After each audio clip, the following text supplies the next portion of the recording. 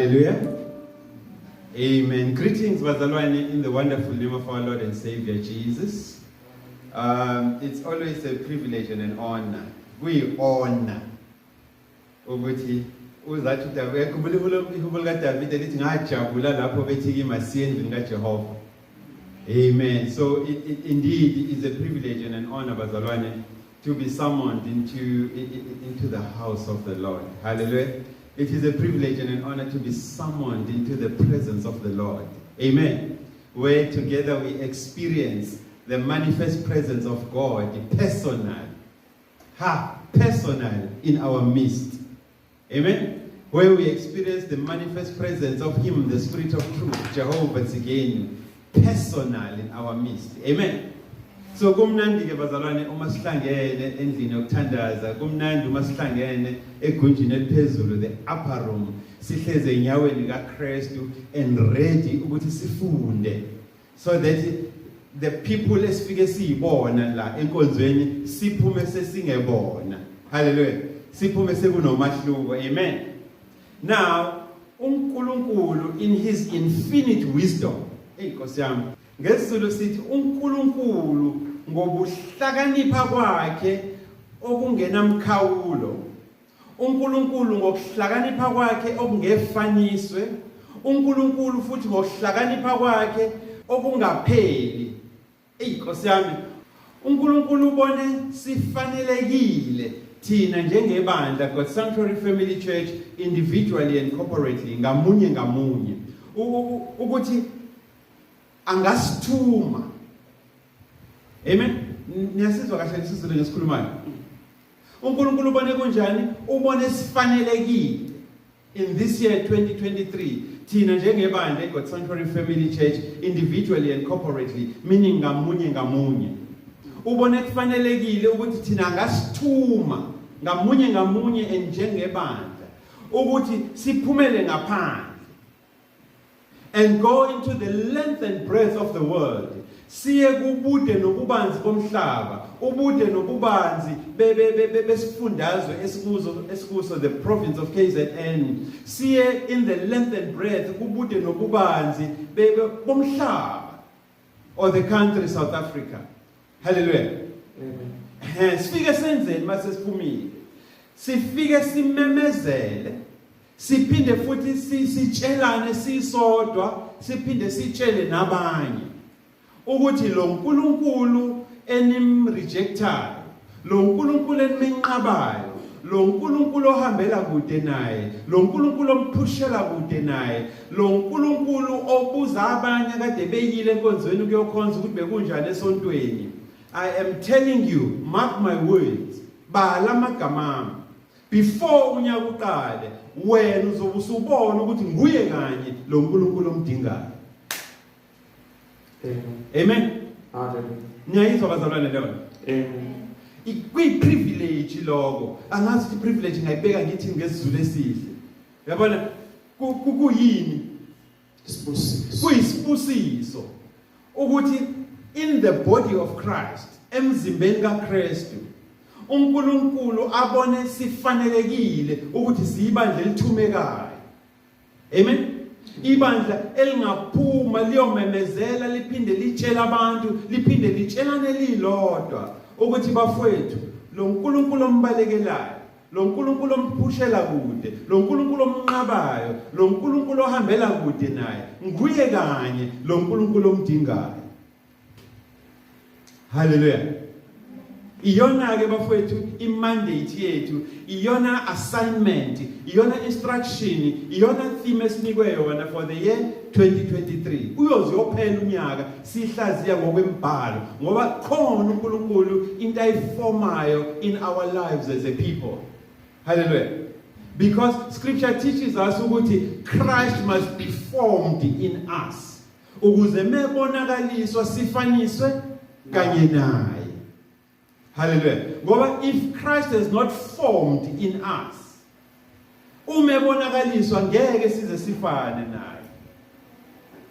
Hallelujah. Amen. So namhlanje ke bazalwane, we are moving on from the previous teachings for the past 2 weeks. Amen.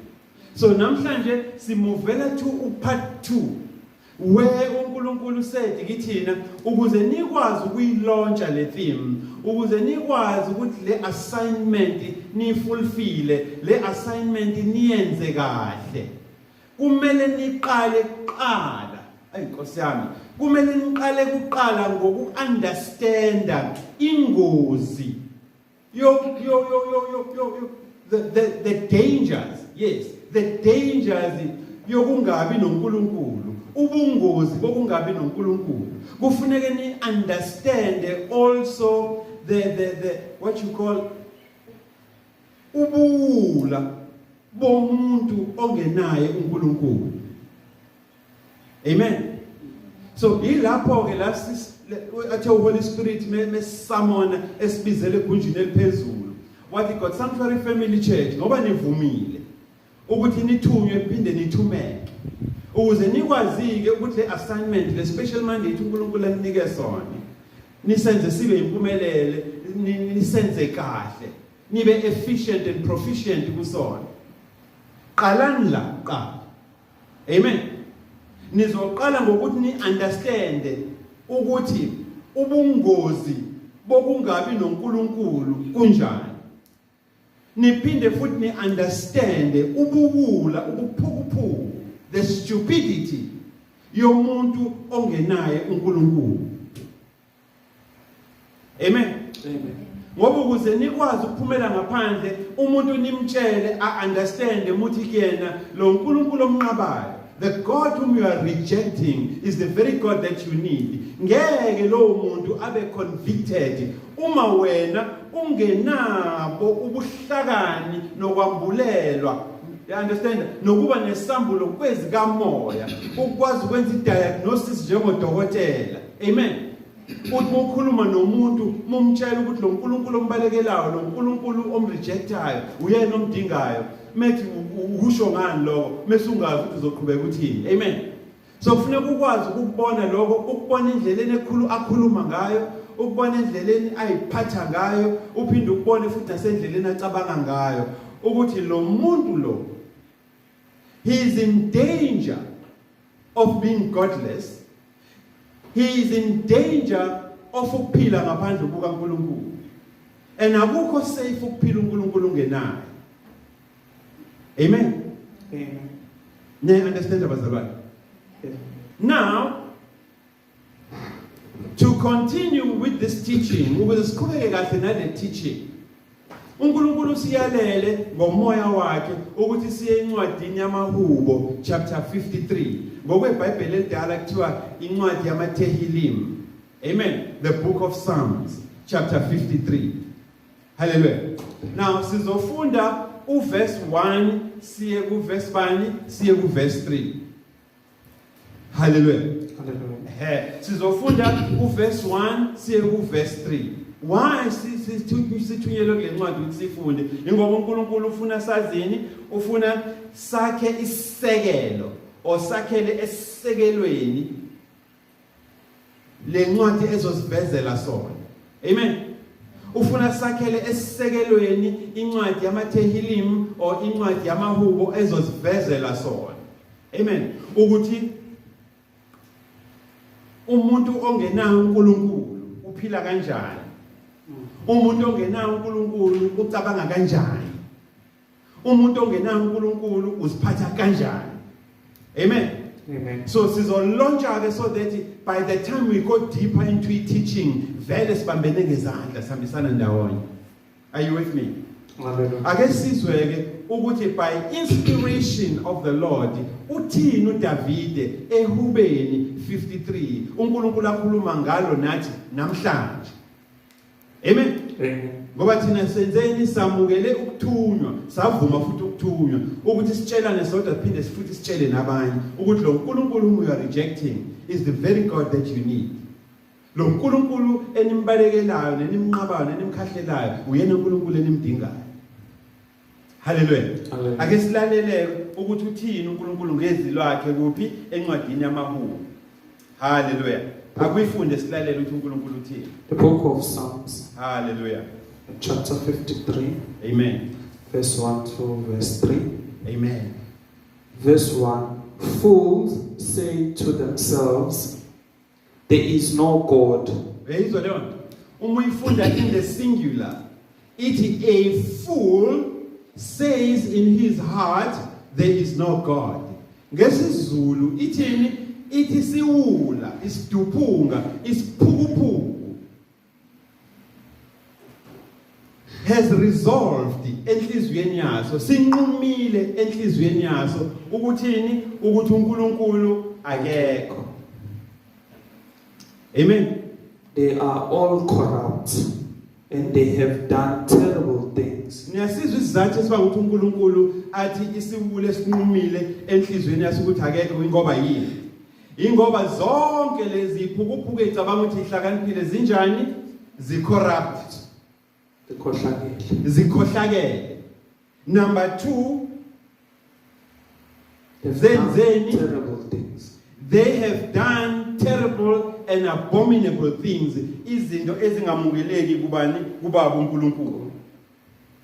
Hallelujah. There is no one who does what is right. Kuzo zonke lezi phukuphuku ecabanga ukuthi ihlakaniphile ezinye phethe ama PhDs, ezinye ziphuma ema universities, ezinye ziphuma ema college of theology. Zenzeni? They have not done anything that is right. Ayikho into right eziyenzile. Ukushiso yini uNkulunkulu lokho? Abaningi balama graduate, abaningi balabo dokotela, abaningi balama bachelorates basuke emakhaya bazi ukuthi uNkulunkulu uyedwa. Kodwa batheme befike ecollege okuma centers of education babuya sebesitshela ngoNkulunkulu abangaki? Abathathu. Kodwa bathi bafundile banjani futhi bahlakaniphile. Niyayibona lento engisho bazalwane? Abaningi balabantu bengakayi ema college bebazi ukuthi there is only one dispensation ephuma kuNkulunkulu. It is the dispensation of grace. You understand leyo? Kodwa batheme bebuye ema university nasema college babuya sebephethe ama dispensations awu 7. But now there are 7 dispensations. Niyayizwa lento engisho bazalwane? Abaningi balabantu the time bekhula befundisa bebelalela uNkulunkulu. Bebazi ukuthi eBhayibhelini kwaze kwaqanjwa namaculo ukuthi thina elethi ivangeli lisekelo esisekelweni sabaprofeti nani nabapostoli. You understand lento engishoyo? Amen. So bebazi ukuthi uNkulunkulu ukhulumile in times past kobaba bethu nakithi ukhulume ngani ngabaprofeti. Nayizwa lento engishoyo? Waphinde wakhuluma futhi kithina ngobani ngabapostoli. But these people batheme bebuye ema college nasema university nakuma centers of theology babuya sebethi kunabaprofeti abancane nabaprofeti abakhulu. Hallelujah. Amen. Now we are notice ukuthi bekungcono bengakayi esikoleni kunokuba sebe esikoleni ngoba bengakayi esikoleni bebengenako ukudideka. But mase beye esikoleni babuya sebe nokudideka okuningi. And lokho kudideka kwabo kubona kukhombisa ukuthi bafundile ngoba bayakuthatha lokudideka kwabo beze kuphi nako beze kuma pulpit baqala amabandla abanye balontshe into branches ukuthi balide abantu bakaNkulunkulu. And tell me, what are these people going to teach abantu bakaNkulunkulu? Bazoba teacher confusion yodwa. You understand what I'm saying, bazalwane? Ingakho ke thina uNkulunkulu ebona esifanelekile wasibona sifanele ngoba sikadideki. Niyabona lento? Asididekile futhi ngeke sidideke. Wasibona sifanelekile ukuthi angasithuma futhi siphinde sithumeke ukuthi simemezele kubantu siphinde simemezele even among each other phakathi kwethu sisodwa ukuthi lo uNkulunkulu lo esimrejectayo lo uNkulunkulu esimphushela kude esimnqabayo lo uNkulunkulu esimkhahlelayo uyena uNkulunkulu kanye lo esimdingayo. So uyabona ukuthi why sinikwe lento? Amen. Ngoba abanye balabantu abaye ezikoleni benokwazi ukuphelela leqiniso likaBaba uNkulunkulu. They went to school be ama stewards of the mysteries of God. Babuye sebengewona ama stewards of the mysteries of God. But babuya sebe ama stewards of philosophy. Sebe shumayeli philosophy manje. Are you with me? Abasashumayeli uNkulunkulu. Sebe shumayeli philosophy, bashumayele nani how to make money. Zibe zikhona izikole nama universities that can teach you on how to invest, how to crack the market, how to gamble in the stock exchange, etc., etc. Are you understanding, bazalwane? La esontweni singama stewards emfihlakalo kaNkulunkulu. Ilasiveza khona ingqikithi nengqikimba yokukhulu kaBaba uNkulunkulu. And once we masterishile imfihlakalo kaNkulunkulu, yonke iminyango iyavuleka. You crack the stock market. You open doors that are locked. Hallelujah. Kunezifo dokotela abayiyele esikoleni abangakwazi ukuyilapha. Sifike thina who are slaves and laborers of Christ Jesus. Sifike sikuthandazele simemeze uJesu phezu kwesifo sakho. Uhambe umsombuluko uyotesta. Bathi asisiboni isishonele. Yayizwa leyo nto? Hallelujah. Hallelujah. Kade sekusetshenzwe kwakhokha imali. Mase uzala ephuphukwini zika Jehova. Sifike simemeze igama lika Jesu thina. Ngoba siyaliwe ukuthi when we raise the name Jehovah Nisi as our banner right in the gates of the enemy, even within the territory or the camp of the enemy, enemy yaveva. And the enemy bows to the lordship of our Christ Jesus. Ngoba vele iyamazi vele. It's just that he's taking advantage of your stupidity and of your ignorance. Umungazi. So siyambonga uNkulunkulu ukuthi usihlanganisile ukuthi sibe nokwazi nokuqonda kuphelele ukuthi ubani. Hallelujah. Sithini isiphukuphuku enhlizweni yaso? A fool says there is no God. Nyasizwe isiphukuphuku sithini? Siyanquma enhlizweni yaso sithi akekho uNkulunkulu.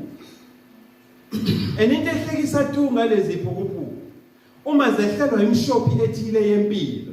They are the same people ababuza ukuthi uphi uNkulunkulu mekuthi ukhona. Uvumeleni ukuthi kwenzeke lokhu nalokhu. Amen. Ibona abantu ke bazalwane sobe sibhekene nabo ke thina njengebandla elithumiwe. Ukuthi liphume liye ngaphandle liyotshela abantu ukuthi lo uNkulunkulu enimbalekelayo, lo uNkulunkulu enimnqabayo, uyena kanye uNkulunkulu enimdingayo. Amen. Amen. Now, uma siyibuka ke lencwadi awuphinde ufunde lapha uye ku verse 3 siza ukuthi uthini uNkulunkulu ebandleni. Ngoba usesitshelile uNkulunkulu ukuthi isiphukuphuku sicabanga kanjani. Yes. Manje sefuna uNkulunkulu asitsheleke ukuthi isiphukuphuku senzani? Verse 2. Siyiphatha kanjani? God looks down from heaven at the human race to see if there are any who are wise. Niyayizwa leyo nto? uNkulunkulu emuhle ehleze ezulwini lakhe komahodimo. Amen. His eye is running to and fro on planet Earth. Yabona? Seeking him who is obedient, angakwazi ukulento ukumcredita, amcredite ngewisdom, amcredite ngerevelation, amcredite ngama-signs, miracles and wonders, aphinda amcredite ngokufundisa. Amen. Meaning ngobuhlakani. Ngoba uNkulunkulu, particularly those of our friends who are Muslim, they will tell you ukuthi when Allah sees that his people are straying away from the truth, Allah ebona abantu bakhe ukuthi bayaphuma eqinisweni, Allah uNkulunkulu will raise among the very same people a man. He will raise among the same people a man omile womelela eqinisweni. It does not mean just because ama numbers ayale namanye ama numbers ayale okusho ukuthi nami sefune ngiyele. I will rather stand alone than go with the numbers. Hallelujah. And these are the men who would say Allahu Rahbar, Allahu Inshallah. Hallelujah. It does not mean we are Muslim esisho njalo, but sikhuluma iqiniso lokwazi uNkulunkulu. Ukuthi uqhubeka kanjani usuka lapho, then there's a matter for another day if nesiguide kuyona. Niyezwa into engisho bazalwane. Hallelujah. Hallelujah. Uthini uNkulunkulu ku verse 3? Any who worship him, but they have all turned away. Oh, Nkosi yami. They are all equally bad. Niyayizwa leyo? Not one of them does have, or rather, not one of them does what is right, not a single one. That's Kubo verse bonke 3. labantu asebenqumile enhlizweni yabo. Kubo bonke labantu abacorrupt. Kubo bonke labantu abalandela imizwa yabo nokuqonda nokuhlakanipha kwabo. uNkulunkulu ehleze ezulwini ebheke emhlabeni uyabona akekho noyedwa phakathi kwabo wenza into right kodwa bayithethe bafundile bafundisiwe. But education yabo has become to nothing. It has become to no avail. Ayisizi umuntu. Instead iba leader on route to isikhoko. Hallelujah. Now thina njengebandla the sanctuary who sit at the feet of Christ Jesus silalele and drop everything esiyenzayo sizwe ukuthi uthini umoya kaJehova emabandleni. Amen. As we sit in the upper room therefore sihleze egunjini eliphezulu ake sithi ukudipha kancane silalele ukuthi ngempela uNkulunkulu uthini kithina ngale ncwadi today. Uthini umoya kaNkulunkulu kuthina njengebandla in the bigger body of Christ about this book of Psalms. Ngamafishane sithi uthini uNkulunkulu kithi thina kunegama elifikayo hey uthini uNkulunkulu kithi thina esiphathisiwe imfihlakalo yombuso kaNkulunkulu. Beyizwa lona hayi ngathi achazekile lento engisho. Kufuneka ulalela amagama, listen to the words of scripture. Yabona uNkulunkulu nje wasihlezi la kwi-upper room, sihlezi no-Holy Spirit. Holy Spirit udlalelani ukuthi uNkulunkulu uthini kimi. Ngoba ibona enhloko yabantu enizohlangana nayo leni. Okay, a corrupt, esho ukuthi enqumile enhlizweni zayo ukuthi uNkulunkulu akekho, engekho futhi into eright eziyenzayo except ukulandela ubuhlakani babo basecollege nasema-university. Hallelujah. Nizothi manje sibatshela ngoNkulunkulu bathi uNkulunkulu akekho ngoba vele banqumile empilweni zabo. Now, ninake niphethe imfihlakalo yombuso kaNkulunkulu. You who are stewards of the mysteries of God. Kumele nenze njani? Menhlangana nalolu hlobo labantu asebenqumile enhlizweni yabo, muthi uyamshumayeza. Kodwa usenqumile enhlizweni yakhe ukuthi uNkulunkulu akekho, kufanele kumhandlishe kanjani? Yayizwa into engisho. And ngikhuluma nawe la wena uphetheni? Uphethe isambulo semfihlakalo kaNkulunkulu. You are not ordinary. Yabona asakhulumi nabazalwane abazowoma ihlalo la esontweni. Sesikhuluma manje namasosha ensindiso kaJehova, abantu abeze esontweni with an intention ne purpose yokuthi ngiyohlangana noNkulunkulu wami. I'm going to have a one-on-one with my God and I will never be the same. And I enjoy having my one-on-one moments with the saints. Hence I do not neglect the fellowship with the saints. Yingongila. Hallelujah. Siyafundiswa ke namhlanje ukuthi ninake nileso simo sabantu abaphethe isambulo semfihlakalo kaNkulunkulu. You who are stewards of the mysteries of God. Uma nihlangana nalolu hlobo labantu asebenqumile enhlizweni zabo, who are fools, iphukuphuku zeyiduphunga ukuthi uNkulunkulu akekho, kufanele nidile kanjani nabo ukuze nikwazi ukubaconvicta nibawine back to uNkulunkulu. Hallelujah. And stop them from proceeding with their road to hell. La khona iBhayibheli likhuluma nge-outer darkness. La khona ukukhala nokugedla kwamazinyo. Sibabuyisa kanjani? Ngoba ukuze sikhombise uthando lukaNkulunkulu asikhombise lona thina ezabantu bakhe, nathi kufuneka ezabantu bakhe sikhombise kwabanye futhi abantu. Hallelujah. So thina ke siphethe leyo mfihlakalo, kufanele sidile kanjani nabantu abanje? Thina ke futhi esesambulelwe iqiniso. Enkosi yami, niyayizwa ilanguage bazalwane yale ntshumayelo. Akuyona nje ilanguage ordinary. This is the upper room type of language. Upper room stuff. It's not child stuff. Like dlala man. Hallelujah. So thina ke esambulelwe iqiniso lensindiso neqiniso lokukholwa. Uyayizwa leyo nto? Akwandele bani leyo nto? Baningi abantu abakade bakholwa but abanayo isambulo. Abanayo revelation. Abambulelwe iqiniso. Hallelujah. Hallelujah. Ngoba umambulelwe iqiniso awukhali kuMaria. Awukhali kuPastor Twala. Umbiza nge-spiritual father sakho. There is only one name, linye igama esinikwe lona, under the heavens, by which all of us can be saved. It is the name Jesus Christ. Hallelujah. Hallelujah. Asikhali kunoma ubani. Uyawubona umehluko esinawo. Asikhali ngisho emhlanganweni kaJosepha thina. Amen. Amen. Asikhali ngisho kwi-paleontologist. Asikhali ngisho kuShembe for that matter. Sinikiwe igama ekumele sikhale kulo thina. Amen. There is only one name that is given to us as mankind under the heavens, given by God in person, by which we can be saved. Maskali. Hallelujah. Sisindiswe, siphulukiswe. It is the name Jesus the Christ. Hallelujah. So ngamanye amazwi thina ke esambulelwe lenhlobo yemfihlakalo, lenhlobo yensindiso, lenhlobo yesambulo. Hallelujah. Kufanele sizisingathe kanjani? Hey madoda ngiyasikhuluma isiZulu mina. Hallelujah. Hallelujah. Hey, nginzima manje. Niyangibona? Kumele sisingathe kanjani impikiswane zalolu hlobo lwabantu asebenqumile enhlizweni zabo ukuthi uNkulunkulu akekho. These people are corrupt as well. Uma bebona ukuthi uyabawina bazokunika imali bakukhokhele, end up udeviate, ungabusashumayela lento uNkulunkulu akubizele yona ngoba usudakwa itithe yabo. Bakukhipha bakunika imali yemaholiday. Bakufly overseas nemoto ohamba ngayithengwe ibona.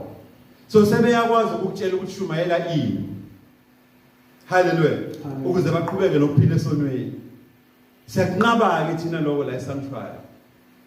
Silingisela uMoses. Yamkhumbula uMoses? Yes. Wathini uMoses? Wathi I will rather suffer with the children of the Yasharel than ukuthi ngidla amafutha nomnotho nani ozongimisa esihogweni ekugcineni. Hallelujah. Ungiphambanise noNkulunkulu. Amen. So labantu abafika nalenhlobo yempikiswana empilweni zethu bebe benqumile empilweni zabo ukuthi uNkulunkulu akekho. How do we handle them? Sidila kanjani nabo? Isicutsha. Ha, nazo. Now, ake siye ke encwadini yezilimi. Awusuka madoda. Iyangithanza le ncwadi. Hallelujah. Hallelujah. Ngoba uma ungenayo umoya engcwele, le ncwadi will remain uninterpreted. Le ncwadi yohlala kuwena ingembuliwe ukuthi uNkulunkulu uthini ngomoya wakhe kuyona. You will always need an interpreter ukuthi akuchazele ukuthi ithini. Hallelujah. So yiko ke sithina ke eSanctuary sibiza ngencwadi yezilimi. Hallelujah. Ngoba uNkulunkulu siphila isambulo sokuthi when tongues are spoken sikwazi ukwachaza so interpret ama tongues so that sibe edified sonke. Hallelujah. Niyamuza uNkulunkulu uthini ebandleni lakhe. Siyencwadini yezilimi ke manje. Siyencwadini yani yamaqiniso. Amen. The only book, this is the only book that can hurt you as well as save you. Amen. These are the scriptures. Boy, if you're out of order, they will hurt you. And it depends we are and also this is the same book. Also, or and bow the knee of your heart. It will save you as well. And one thing you must know, one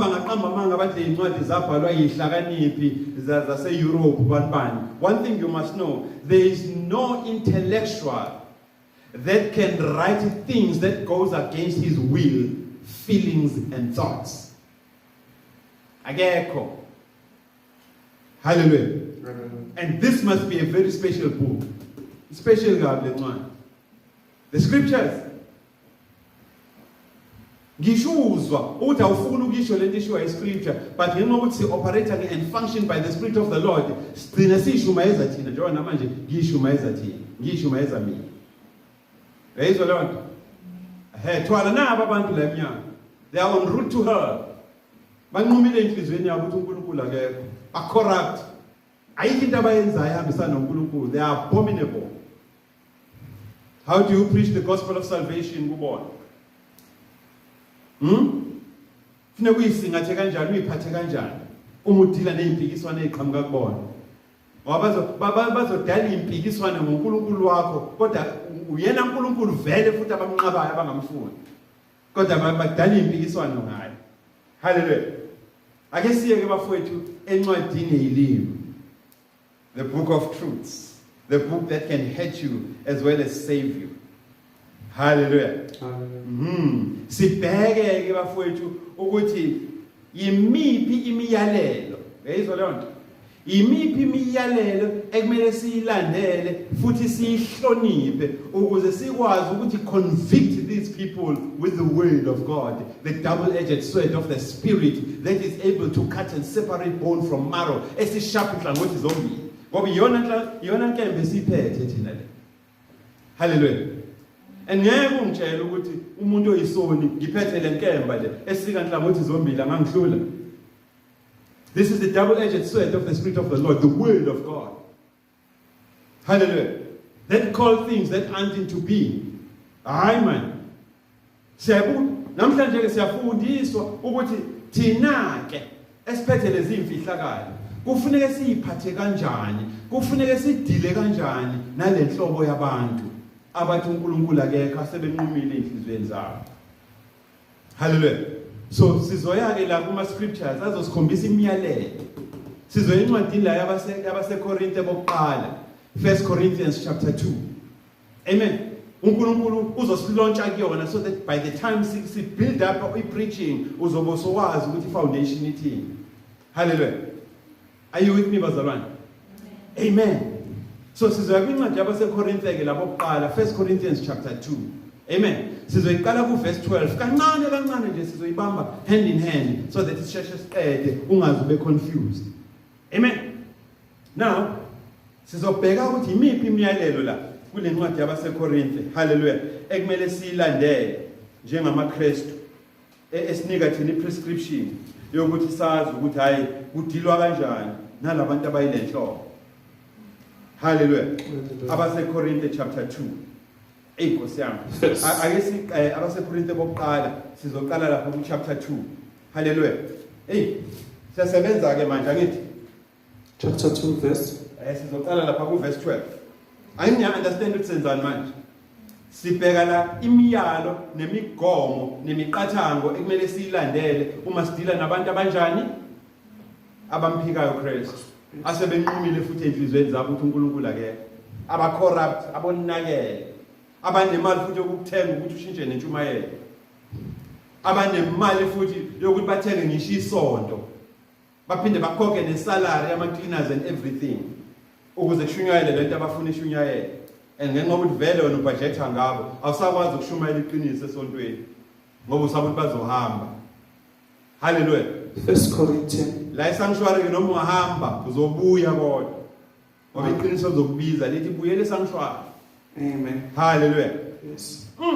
Awuyisho ke lemqathango efune silandele.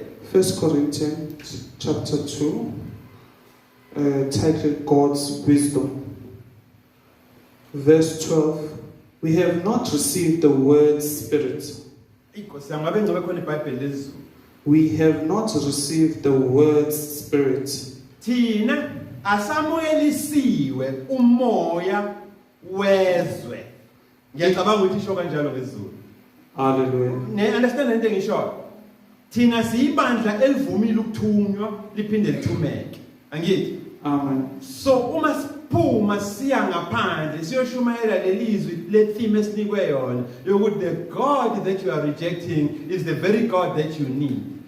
Siyakhunjuzwa la ukuthi asiselona lo hlobo labantu abawoma ihlale esontweni, but sesingamasosha emfundiso kaNkulunkulu. We are the stewards of the mysteries of God.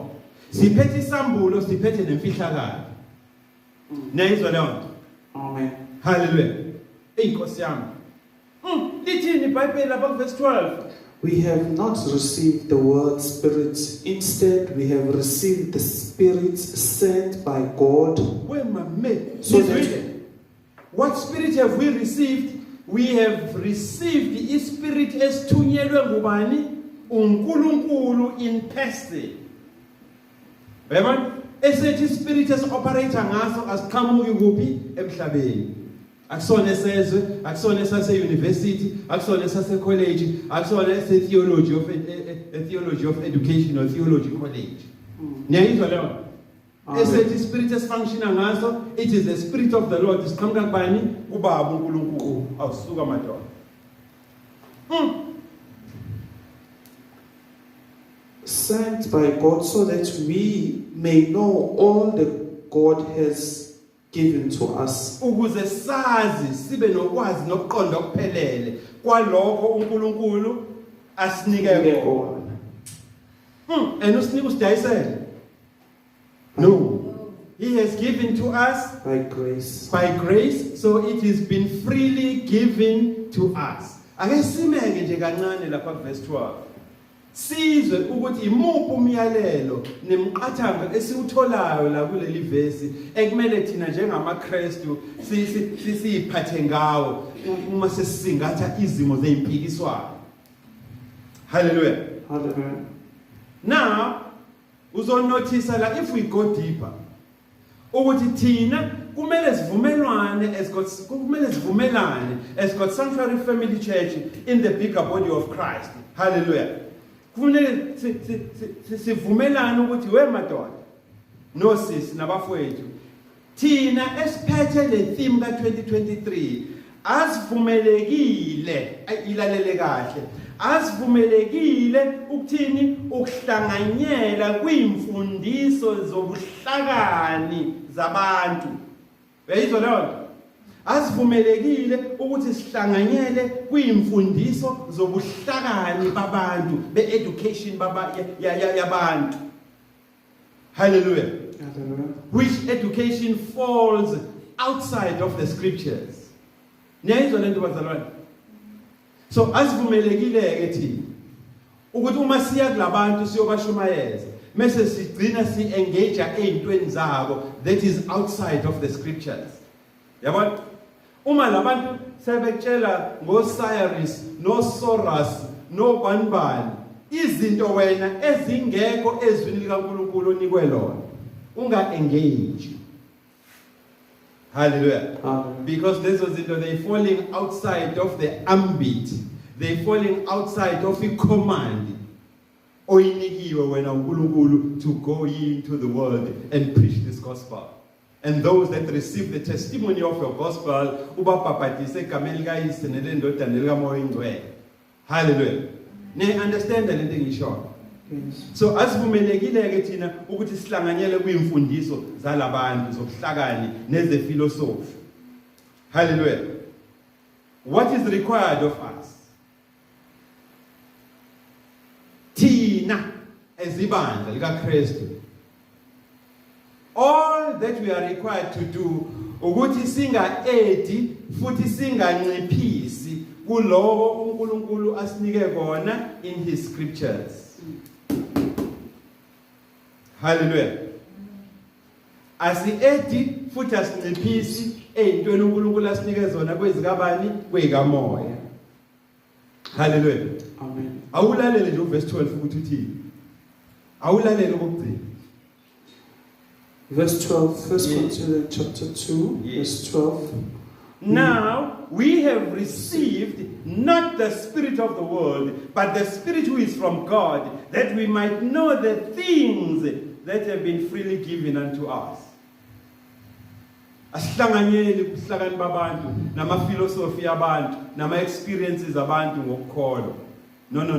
Sihlanganyela ey'ntweni zikaMoya uNkulunkulu asibhalele zona ezwini lakhe. Na umbuzo usekutheni why singavumelekile ukuhlanganyela kwifilosofi yabantu. Kungani singavumelekile ukuhlanganyela kwifilosofi yabantu? If we are kwincwadi yama-Proverbs, incwadi yezaga, chapter 14, ufunda uverse 12. Uverse 12 uyasinika i-reason, uyasinika isizathu why kungamele sihlanganyele ebuhlakanini babantu outside of the scriptures. And uverse 12 uthi, there is a way that seems right. Kunendlela ebukeka i-right emehlweni omuntu nasengqondweni yomuntu. But the end yaleyo ndlela ukufa. What you think is right road may lead to death. Hallelujah. Verse 12 lo wama-Proverbs uthi, there is a way that seems right unto a man. Hallelujah. But the end thereof is the way of death. Amen. Aphinda futhi lapha Proverbs, if we have chapter 16 ufunda verse 2. Asinike i-caution. Asikhalime ekutheni sihlanganyele kwifilosofi yomuntu. Uthini ku verse 2 lapha ku chapter 16 uthi, all the ways of a man, zonke indlela zomuntu, they are pure in his own eyes. But the Lord, who is God Almighty, Yahweh Elohayika, he weighs the spirit of the man. Akanendaba ne-education yakho, akanendaba nokuthi ufundiswe wafika. So niya understand abazalwane, i-assignment esinikwe yona ukuthi strong kangakanani and intense kangakanani. And kungani sikhalinywa sivinjwa sikhoshinwe ukuthi ningahlanganyeli nina nabantu abavele sebenqumile enhlizweni zabo ukuthi uNkulunkulu abekho, because uma weak usomzalwane weak bazowina over, bazokushaya ngefilosofi yomhlaba ugcina uvuma. Hallelujah. Niyayizwa lento engisho bafowethu? So niyasibona izathu why kumele siphume siyobatshela abantu ukuthi lo uNkulunkulu lo enimbalekelayo neningamdingi nenimkhahlelayo is a very God enimdingayo. Niyayizwa leyo? Amen. Uthini verse 13? Still on Proverbs. Yes. No. We are on 1 Corinthians chapter 2. Hallelujah. Hallelujah. 1 Corinthians chapter 2. Verse 13 uthi, these things we also speak. Remember, lana sinikwa imigomo nemiyalo nemiqathango ekumele siyilandele ukuze sikwazi ukuconvicta abantu ngeqiniso likaBaba uNkulunkulu. Abantu asebenqumile empilweni zabo ukuthi uNkulunkulu akekho. Abantu abacorrupt engekho into right abayenzayo. Amen. So, verse 13 uthi, these things we also speak, not in words which man's wisdom teaches, but which the Holy Spirit teaches, comparing spiritual things with spiritual. The scriptures are saying, Tina, simele ukuhlanganyela kulokho which Holy Spirit asifundisa kona. Anything outside of that which Holy Spirit is teaching or has taught us, asimele ukuhlanganyela kulezo zinto. Ingakho uma sihlangana nabantu asebenqumile empilweni zabo ukuthi uNkulunkulu abekho, thina mesihlangana nabo kufuneka sikwazi ukusebenzisa iwisdom, ubuhlakani bukaNkulunkulu ukuthi sichaze izinto zikaMoya nezakwaMoya ngokomoya. Amen. Because asifundisiwe thina ukuchaza ifilosofi. We are only gifted ey'ntweni zakuphi zakwaMoya. So musa ukuengage ey'ntweni ongazazi. Hallelujah. So thina, all that is required of us uma singe-engage nalabantu ukwenze njani is to compare spiritual things with spiritual. If ever uzongitshela ngezinto ezingekho in the which are not inspired of the Spirit of the Lord, I don't engage kuzona. Hallelujah. We don't. Nyangizwa bazalwane. Uma wena uzongitshela ngoNkulunkulu abawu 3, you are not in my league, I'm also not in your league. Umbuzo kusekutheni, would you like me to tell you about my one God, or you would rather stay with your 3 gods? Akuphendule niqede. Hallelujah. But uzobe usumtshelile ukuthi lo Nkulunkulu omphikayo uyena Nkulunkulu omdingayo uzobuya athi yazi lento wayikhuluma ya create i-echo in my spirit. I thought i-education yami isingithathe yangihambisa indawo only to find ukuthi no man lento oyikhulumile iyankenteza ngicela sihlale phansi sixoxe ngoba nami ngiyakhumbula kwaba nesikhathi la ngangazi khona uNkulunkulu yedwa but nganede ngabuye ecollege ngabuye sengipaphethe be-3 kwakunesikhathi la ngazi khona i-dispensation of eyodwa kaNkulunkulu, the dispensation of grace esiphila ngaphansi kwayo, but ngabuye ecollege sengiphethe 7. Hallelujah. Kuningi esingakusho bazalwane. So uma uNkulunkulu umvumela ukuthi ahambe phambi kwakho, uma ipresence kaNkulunkulu uyifila and umcela ukuthi ibe khona every time la ukhona uengage nabantu, kanjalo nesabatha kaNkulunkulu liphile kuwe na uphile kuwe kulo, kanjalo nenkazimulo kaNkulunkulu iphile kuwe na uphile kuyo. uNkulunkulu will give you the wisdom to compare spiritual things with spiritual and not engage in foolish engagements. Amen. Hallelujah. Kungani ke thina singavunyelwe ukuthi si-engage kwi-philosophy yabantu? It is because thina we function and operate by the Spirit of the Lord. That is why if we are in Isaiah 61, we are reminded that the Spirit of the Lord is upon us to preach this gospel, to heal the brokenhearted. You understand the Lord? That is our assignment. Are we again in Isaiah chapter 61? Ukufunde nje Isaiah 61 uze uthi uthini uNkulunkulu ku-Isaiah. Hallelujah. Amen. Now Isaiah 61. The Spirit of the Lord. Ngomisho yimina uzothawa uthwala nje uyasiroba ngoba umfundisi. Hallelujah. Verse 1. The Spirit of the Lord of God is upon me, because God himself has anointed me to preach good tidings to the poor.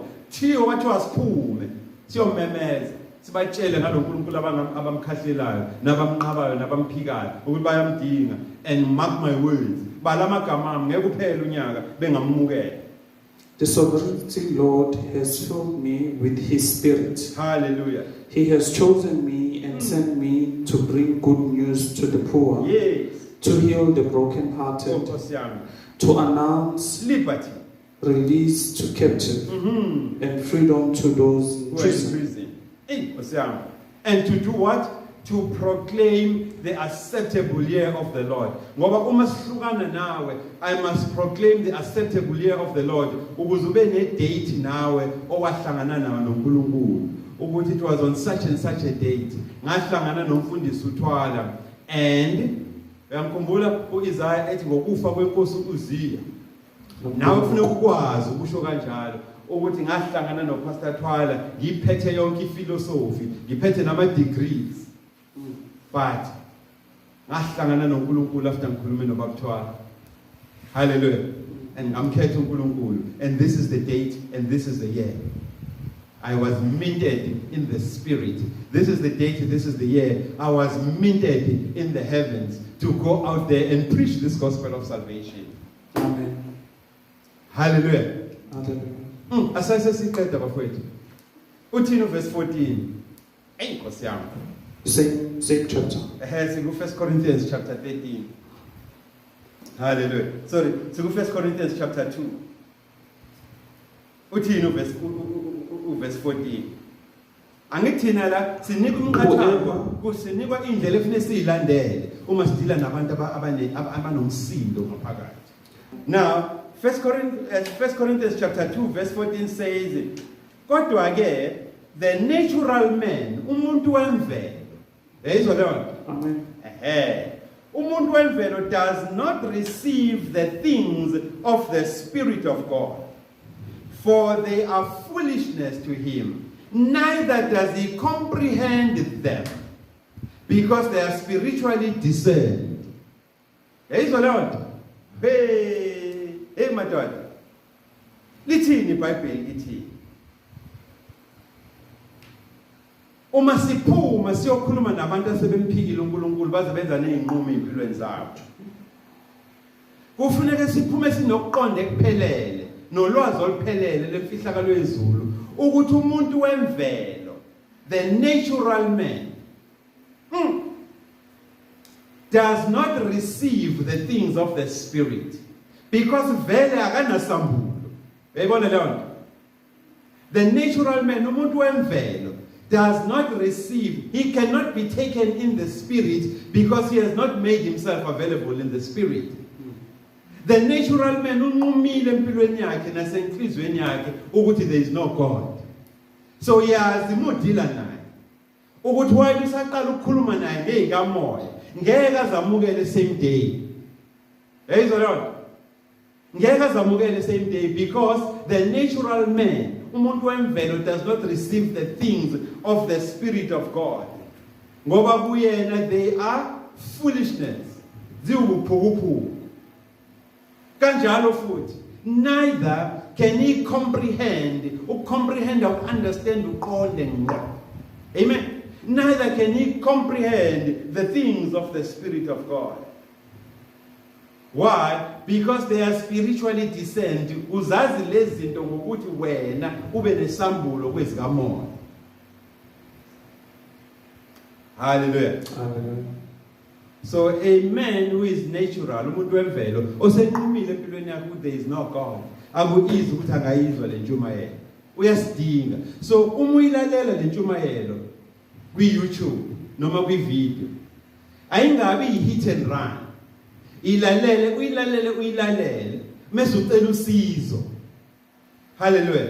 Kubantu uNkulunkulu azokuvezela bona emoyeni wakhe. Angakuvezela isanctuary, angakuvezela umfundiso ongakini ukuthi iyakuba kusorenso umbuze noma umcela ukuthi akuchazele, akwambulele, akukhanyisele, akubambe hand in hand ukuze akuguide kahle on matters of the Spirit. Hallelujah. So kuyacaca ke then ukuthi uma ungenayo impartation, uma ungenaso isambulo, uma ungenaso futhi isabelo kwezikaMoya, ku-easy ukuthi urejecte uNkulunkulu okungaye ongathola ngaye isalvation.